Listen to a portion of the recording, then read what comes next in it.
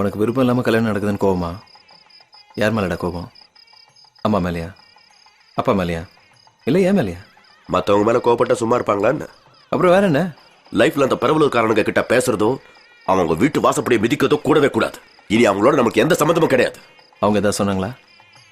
மனசு கஷ்டப்படுற மாதிரி ஏதாவது பேசுனாங்களா? அவன் வாழ்க்கை அவனுக்கு என்னடா பேசுனாங்க? ரொம்ப தெரியாத மாதிரி கேட்குற. கல்யாணத்துக்கு போயிருக்கீங்க, கிரகப்பிரவேசம் போயிருக்கீங்க, அவ்வளவு ஏன் உங்களுக்கு சம்பந்தமும் பேசி கொடுத்துருக்காங்க. யாரு கல்யாணம்டா அது? நம்ம தங்கச்சி கல்யாணம் தானே, நம்ம தானே பண்ணி வைக்கணும். எனக்கு தெரியாதா? ஊர்ல போற வரவங்க கிட்ட எல்லாம் தலை வணங்க முடியாது.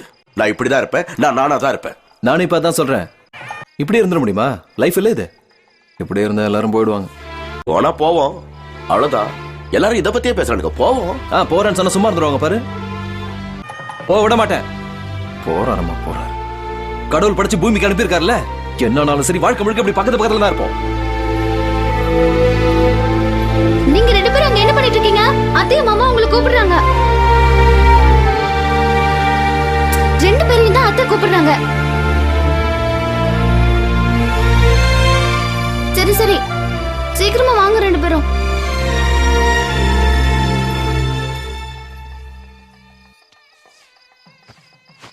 சரி வா, மனசுல இருந்து வச்சுக்காத வா.